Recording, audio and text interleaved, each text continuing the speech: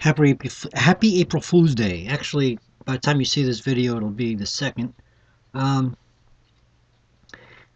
it's time to continue the Chessmaster Academy. I was looking through this. I wanted to show you something. If you look on your right side of the screen, and again, don't forget to play these in HD so you can read the fine print. I was looking through these, and Josh Waitzkins is not the only Grandmaster that Ubisoft hired to do something with. I'm going to get out of this for a minute to show you, if you can follow the right side of your screen for a minute. There's the Chessmaster series and there's the Larry Christensen Attacking Chess. Larry Christensen actually has games that he plays. And he plays against the Chessmaster program. Actually, he plays against the Chessmaster 9000, which is the one before this. I do have 9000. This is the 10th edition. And the engine supposedly was slightly improved since then. But nevertheless, they kept the games that Larry Christensen played in here, and there's only 4 of them. He did win the first one, and I'm not sure if he won the rest of them, but nevertheless, they might be interesting to watch.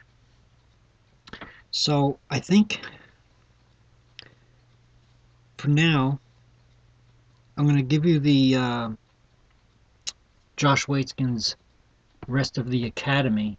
That is at least the bishops of opposite colors and whatnot. And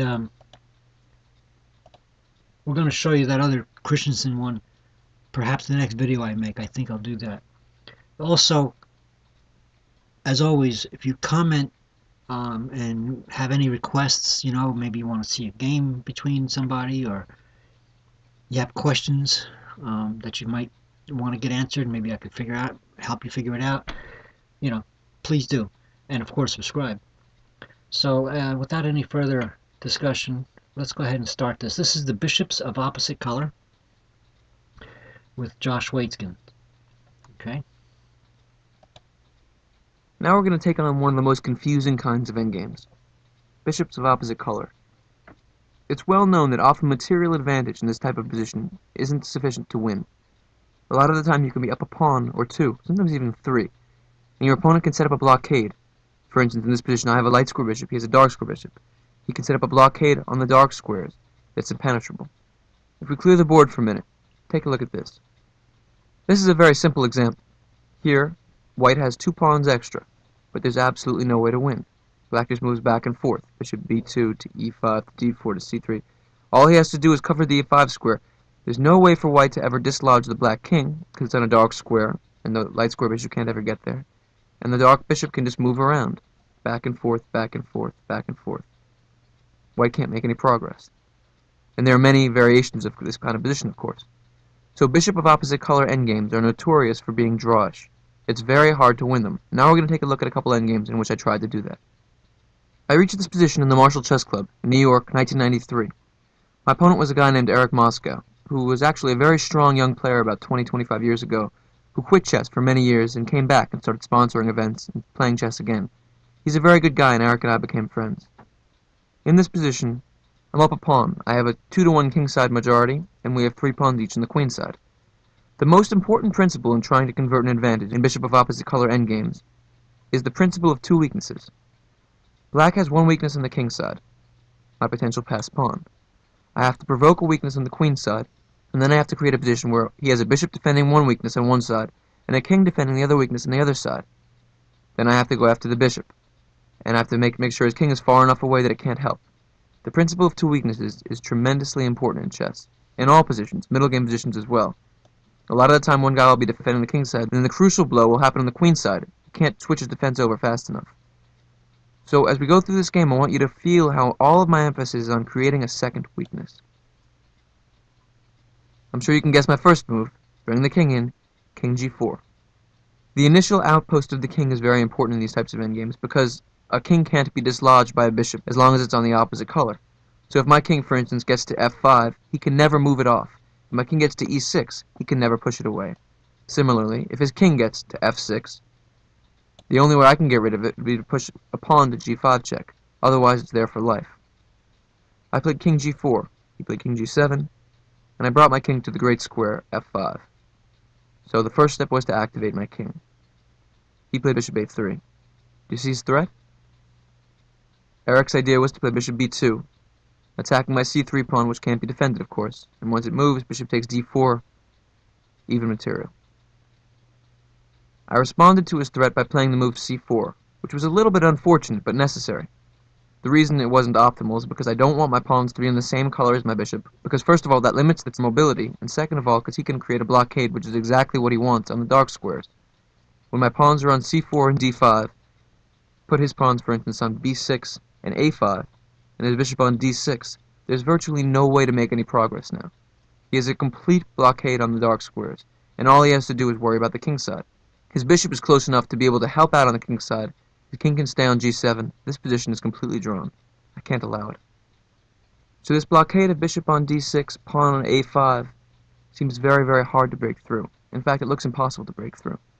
Later on, he was able to establish this, and we're going to see if I can get through it.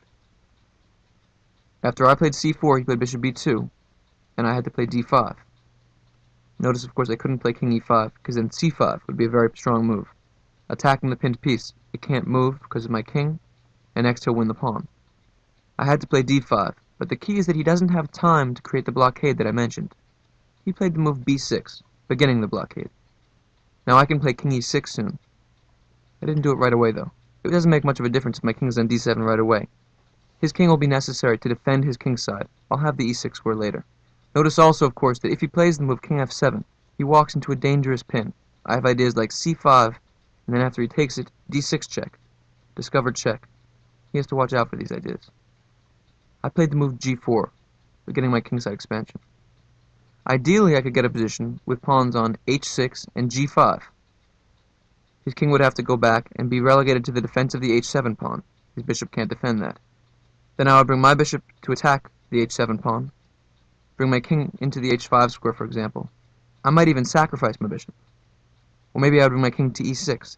His bishop would be forced to defend the queen side. The perfect position where we have two weaknesses. He has to balance too much.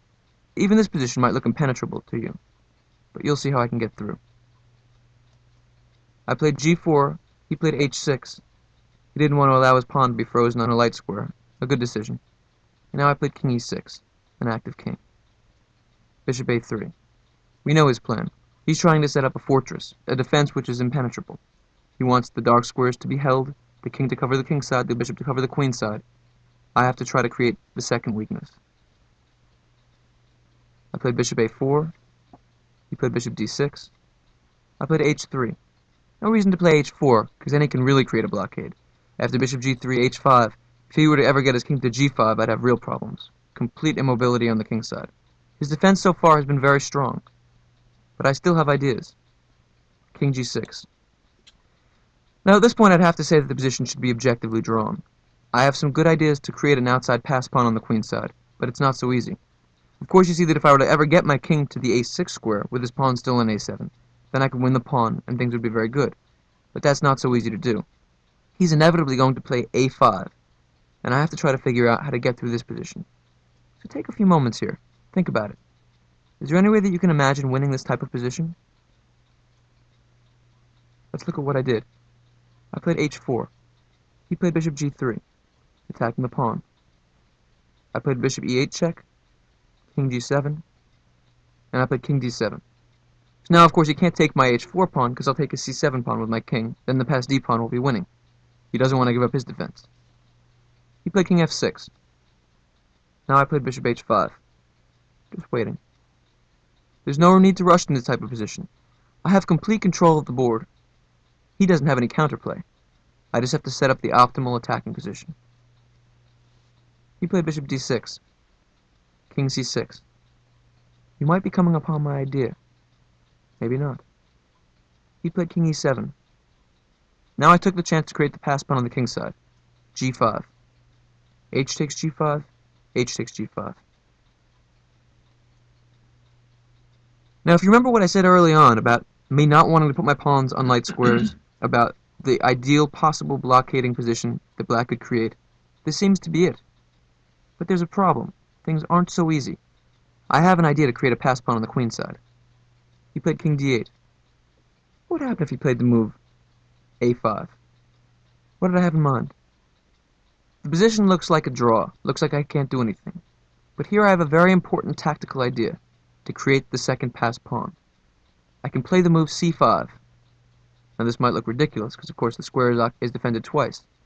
If he takes with the bishop, then after king takes c7, I have the two pass pawns I wanted. He has two weaknesses. This will be impossible to defend because I want to play g6 and I force either his bishop or his king to defend that one. Say he plays king f6, and then I play d6. He can't deal with both weaknesses. If we were to play bishop d4, defend that pawn, then I can play d6. He can't deal with both. So after c5, he has to take with the b pawn, but then I play king b5. I go straight for the a pawn. He's lost his defender. My next move will be king takes a5, and once again black will have two weaknesses to deal with. The g pawn and the a pawn. This position is winning. The principle of two weaknesses. If he tries to gain counterplay by a move like c4, that's no problem.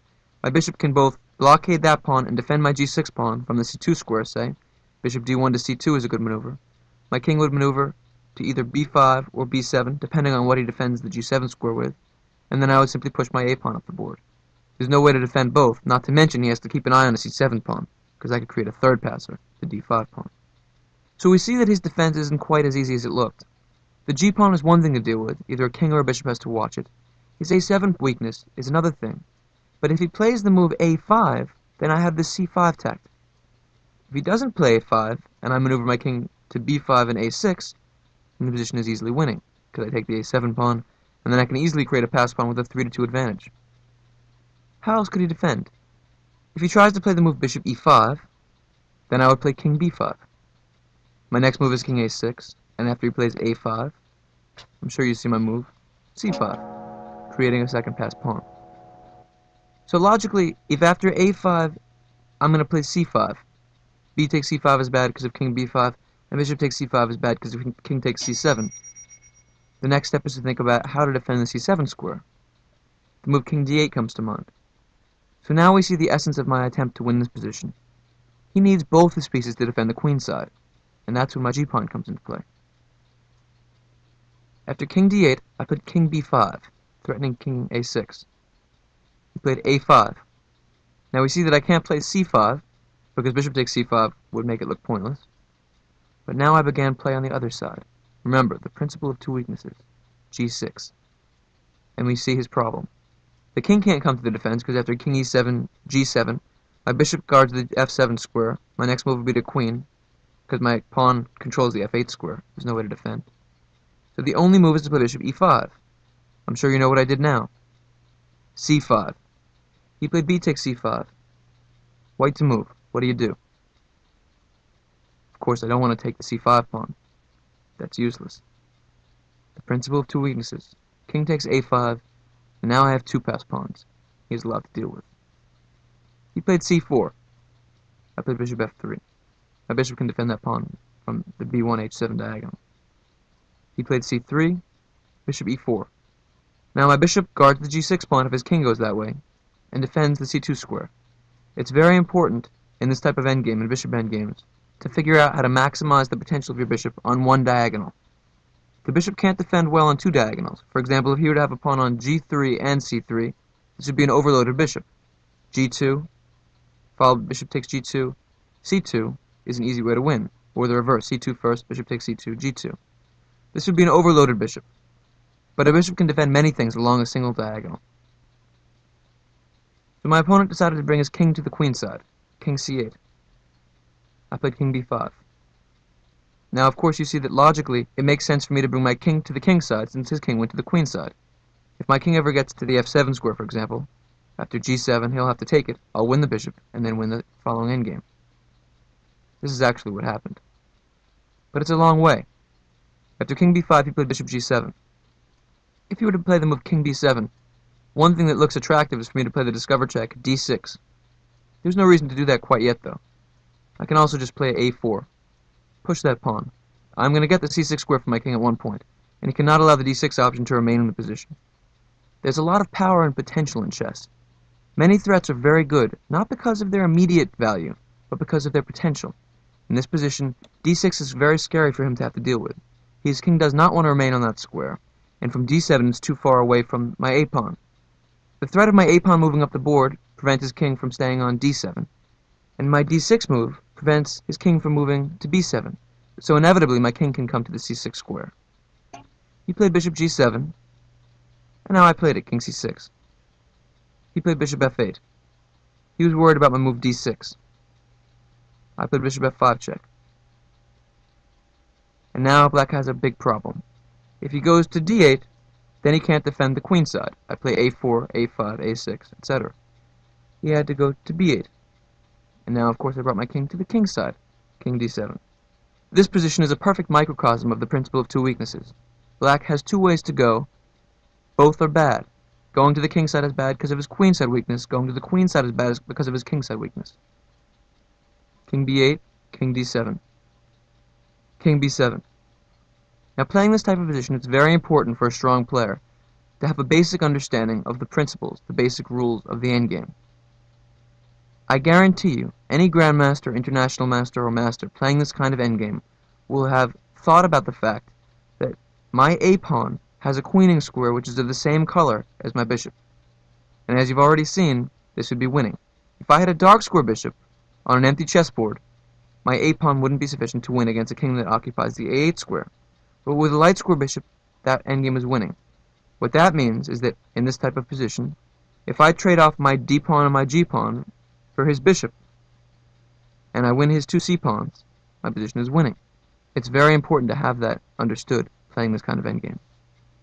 So now I played king e8. He played bishop h6. I played king f7. He began his counterplay, king b6. g7. Bishop takes g7. King takes g7. King c5. And now you see what I was talking about. The fact that the queening square is on a light square is what makes the position of winning. If I were to play bishop e4, if I didn't control the queening square, he would have the easy move, c2. After the bishop takes c2, followed by king takes d5. His king could run to the corner, and he'd be able to draw. If it were, say, a dark square bishop now. Draw in position. As it is, my d5 pawn is irrelevant. I don't need it. All that's necessary for the win is the a-pawn. I played king f6. King takes d5, which is a good move because it takes the pawn and it also shoulders my king away from it. A lot of the time, a king will keep another king at bay. King g5. And once again, the theme of a useful bishop on a single diagonal comes into play. My plan is for my bishop to go to c2, and my pawn to be defended on the a4 square. That way, with his king on b4, he can't take it, and immediately when he goes to a3, my pawn starts running up the board, and this is winning. He can't stop the pawn. He played king c4, I played bishop c2, he played king b4, and I played a4. Now the win is clear. He played c5, king f4, and he resigned. Why? Because after king a3, the variation is pretty easy.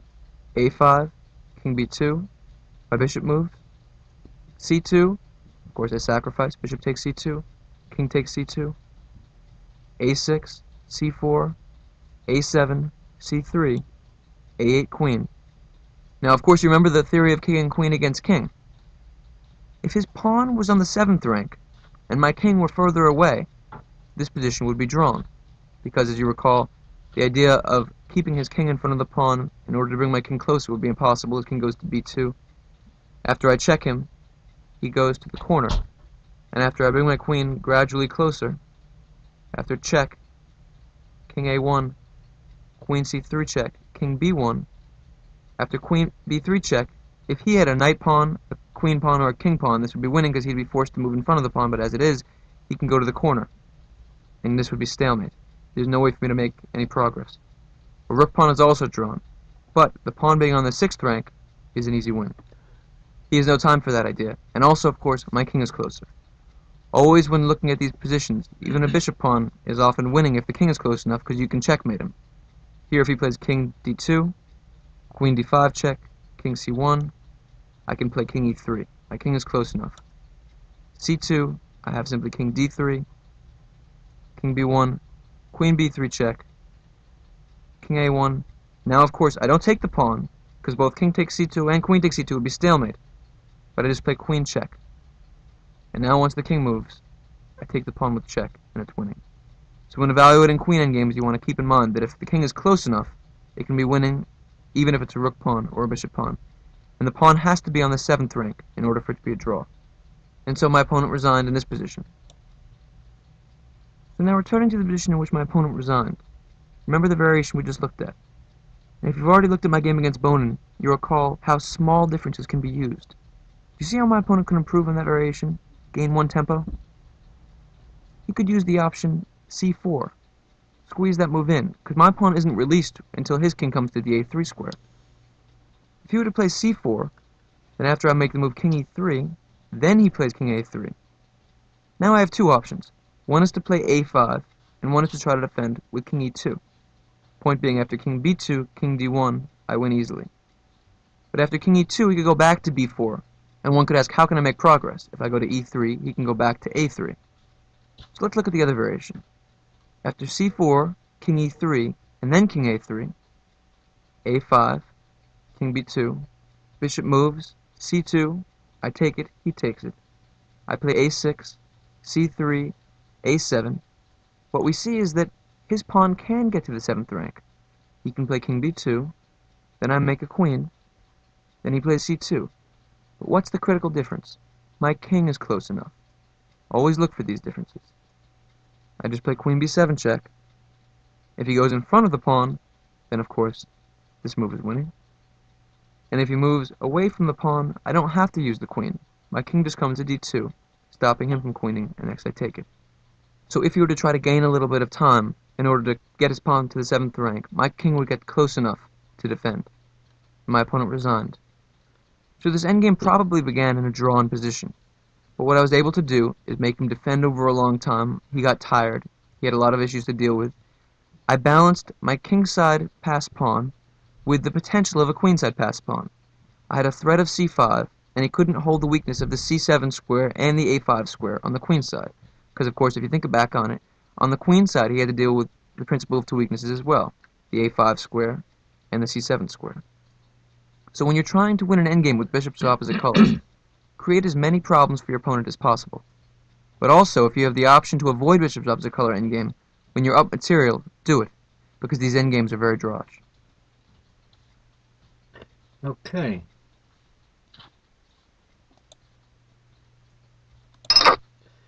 All right.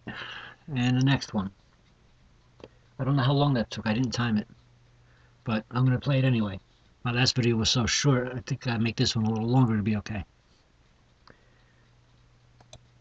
And here we go. This game was played in the US Class Championship in 1995. My opponent is a very strong grandmaster named Alexander Yermolinsky, and he's a fantastic endgame player, very, very hard to beat.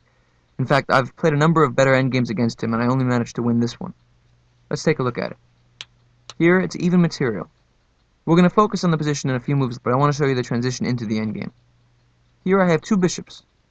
I have a queenside majority, which is obviously going to prove useful in the endgame. He's threatening to play the move f5, maybe. Often when you have two bishops, you want to maintain them, because they can be very strong against two knights, or against bishop and knight. But here I played an unusual move. It may seem like the most obvious move to one kind of player, but to another player it seems like the most difficult kind of move. The relationship between bishop and knight in this position is that I can take his knight whenever I want to, and he can't do anything about it. Waitkin has For that black. reason, logically, there's no reason for me to take it, I'm going to because I flip the can board. maintain that tension. It's to my advantage. But in this position, precisely, bishop takes d6 wins a pawn. Bishop takes d6. Now, if he plays knight takes d6, then he has a big problem, because after the move c3, his rook can't defend the c3 pawn and defend his knight. After b takes c3, b takes c3. If he plays rook c2, I play rook takes d6, which is, by the way, defending my knight from his bishop, and I win a piece. And if he plays rook d1, then I just play c2, and he has to play rook c1 now, and then I win his knight, rook takes d6. If he takes with the rook, then I also win by force.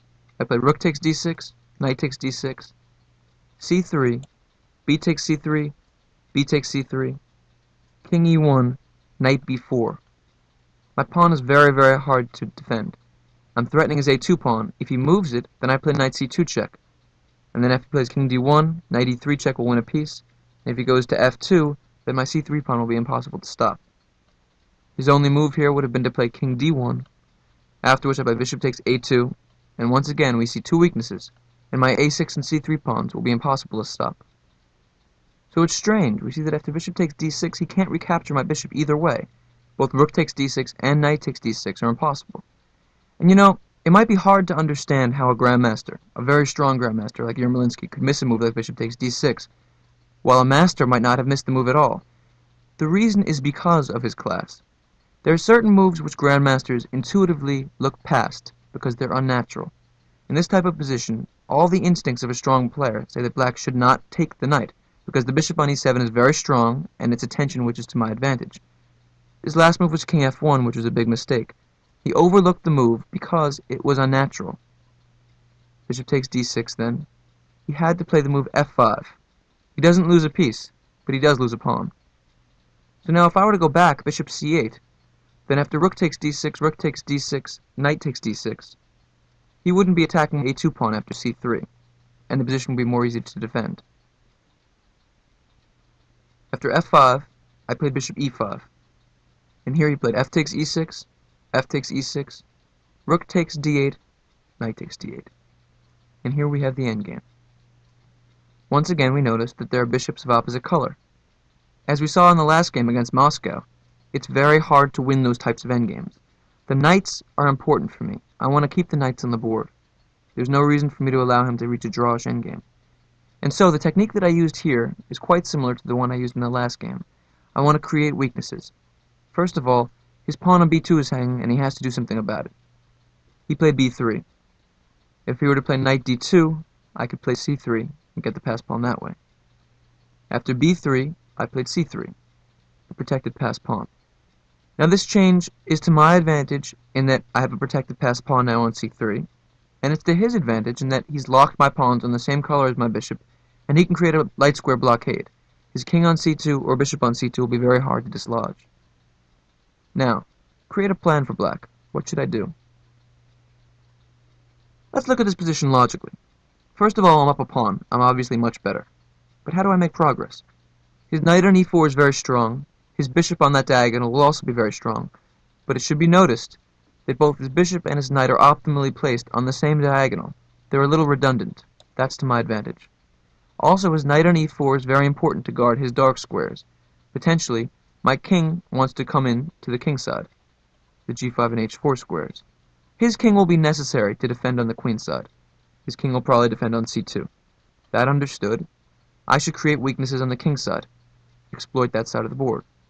And so it becomes clear that I'm going to use the queen side as a way to lull his defenses that way, and then I'll try to take advantage of weaknesses that I've created on the king side. That's the plan. Also, of course, it's good for me to create an active knight. Moves like knight c6 to d4 come into mind. Maybe I can get my knight to the f4 square, to the e3 square. He has dark square holes. He has control of the light squares, I have control of the dark squares. Both of us have pluses and minuses. Now it's time to create some weaknesses and try to get in there. He played king e1. My first move, as usual, was to bring my king in, king f7. He played king d1. He can't really bring his bishop to the defense of the queen side, because to do that he has to move his knight, and once he moves his knight, he releases my king to enter his king side. After king d1, I played the important move, king g6. This ties his knight down to the e4 square, and also indirectly paralyzes his bishop. His knight can't move because of king g5 to h4, and his bishop can't move because the knight blocks it in. My king on g6 makes both his knight on e4 and his bishop on g2 passive. Very important. He played bishop f3. His weakness of the g5 square is hard to deal with, and he might be preparing the move h4. But that's what I want him to do. I want him to push his pawns. I want to make them weak. After bishop f3, I played a5. Potentially, he could play knight c5 and attack the pawn, defending my b4 pawn, getting my pawn off a light square. A detail again, improving my position. And now he played the move h4. He saw my plan. My next few moves were going to be knight c6 to d4.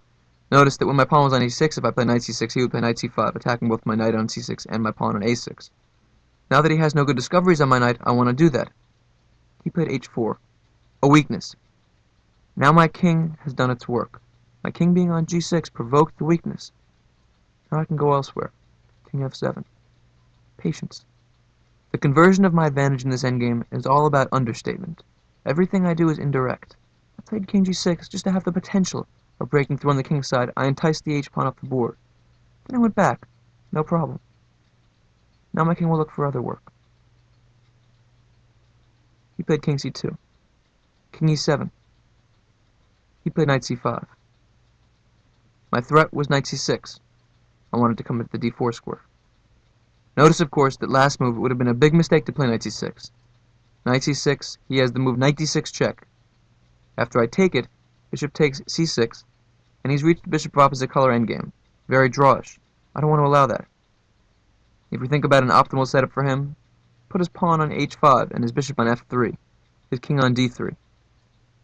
Very, very hard to make progress here. Maybe I can, maybe not. But the key is for me to keep all of my options open. There's no reason for me to allow this trade. I played king e7.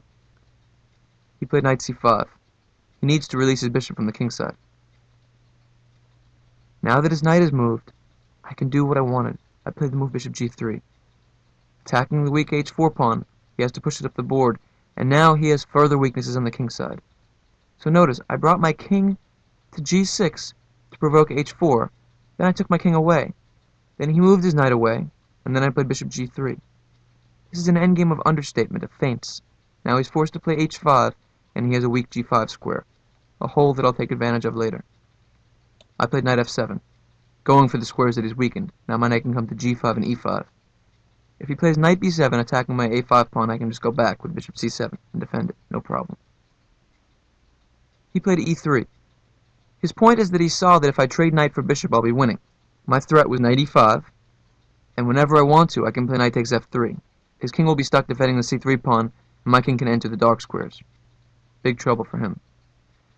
Now notice, for example, that if we made the trade, knight takes f3, e takes f3, and my king were to come to the f4 square, I'd be attacking the base of his pawn chain, the f3 pawn, and the only way to defend it would be with the knight from a dark square. The only way for a knight to defend a light square is from a dark square. And by definition, with the knight on d4, defending a light square, my bishop can attack it on a dark square. And this is part of the advantage of bishop and king against knight and king. The knight can't defend its weaknesses, because if the pawns are all on the same color of the bishop, then the bishop can attack the pawns. If the knight is defending the pawns, then the bishop can attack the knight. The knight can't do all of its work from the opposite color of the bishop. Compare this, for example, to if there were a white bishop on e4 instead of a knight. This position would be easily drawn, because the bishop can defend the pawns from the same color of the pawns, and my bishop can't do anything. Now he can just go back and forth for the whole game. Easy draw. So I played knight f7, knight e5. Again, this is more about potential than it's about realization.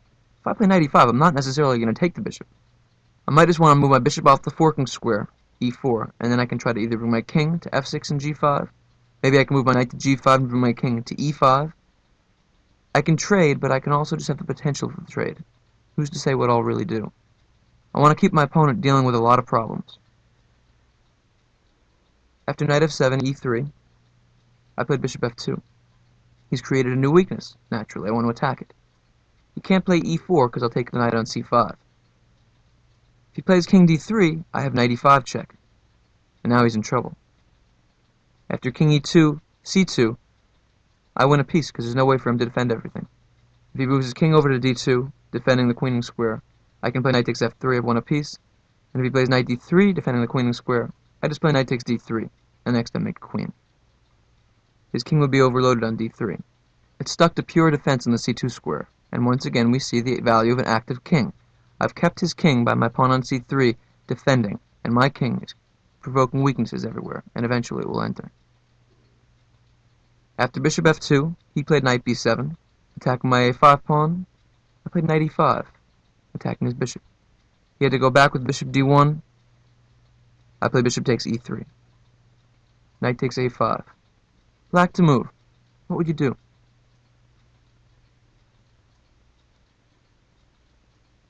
So now the key trade has taken place. I've taken off his e3 pawn for my a5 pawn. The a5 pawn was kind of irrelevant, and now I have the second weakness. My e6 pawn is a passer. He has to deal with both c3 and e6, and with the weakness on g4. I play the simple move, bishop c5. And here the decentralization of his knight becomes very obvious. He has two possibilities to try to bring it back into the game. Obviously, his king can't really move, and his bishop is stuck defending the g4 pawn. My next two moves will be king f6 to g5, followed by knight takes g4. He's in trouble. He plays the move knight b7, trying to get in that way. Obviously, I covered the c6 square with my knight. After knight b7, bishop b6, he can resign the game because his knight is trapped. There's nowhere to go. I cover a5 and c5 with my bishop d6, and d8 are covered by the king. My next two moves will be king d7 to c7. He can't defend with bishop f3 because my knight guards that square. I'll just take the knight and win. If he tries the desperate idea of bishop e2, king c7, bishop a6 to defend the knight from that square, and in truth that's the only way he can hope to do it. Then his pieces are tied down ridiculously. My next two moves will just simply be knight g4, knight e3 check, or maybe even knight g4, knight f6, and then take the h5 pawn. He can't do anything. His pieces are terrible, and I win the game. His only other option with the knight would be to play knight c4, offering a trade into a bishop opposite color endgame, and this is one time that I would accept the trade. Now I could play knight c6, followed by knight d4 check and win, but the best move is the simplest move. Knight takes c4, b takes c4, and now because of the two weaknesses, or potentially three weaknesses if you include the g4 pawn, the position is impossible to defend. I just play king f6, king d3, king e5. My next move will be king f4, and he can't stop it because I guard the e3 square, so he has to play passive moves, say king back to c2. Then I play king f4. He has to waste time, king d3. I would play e5, king c2, e4. Now I guard the d3 and d2 squares. Say he tries a move like bishop e2. Then I would just play king e3, attacking the bishop. If he defends with king d1, then c2 check forces the king off of the bishop and I win a piece. He has to go back to d1. Then I play king f2. He has absolutely no play. My next two moves will be e3 and e2. I win a piece and win the game. The bishop endgame would be very easily winning. So if he were to play knight c4, I would accept this offer to trade into a bishop opposite color endgame because I would see that it was very easily winning. The last option which he would have is to try desperately to create some counterplay by the move a4, creating a passed pawn. But this too would lose. My response would be b takes a3 en passant, and after king takes c3, you see the move? Take your time and find the right tactic. I would just play bishop d4 check. I force the queening of my pawn. If the king moves back to c2, then I play a2, and I guard the b2 square. The pawn guards the b1 square. He can't stop me from queening. And if he accepts the sacrifice, king takes d4. Then after a2, there's no way to stop the pawn, and I win. So returning to this position, the only three options he had were a4, knight c4, and knight b7. They all lose. He saw that, and he resigned. So if you go back and think about this endgame, I won with understatement. A big part of endgame technique is provoking your opponent in the course of his defense to create new problems for himself. That was how I won this game. Okay. I hope you enjoyed this video, and let me see. The next portion of this would be the rook and pawn endgame course, and then I think we're going to break from this for a little while. But I'm going to check this out first because in here the psychology of competition and the annotated games are specifically games that have been played that Josh annotates and stuff like that. So, but the next portion of this, it would be rook and pawn, and that would be essentially the end of this Josh Waitzkin's Academy, aside from the lecture type, psychology of competition and annotated games. So I hope you enjoyed this. Keep on playing. Until next time, have a good night.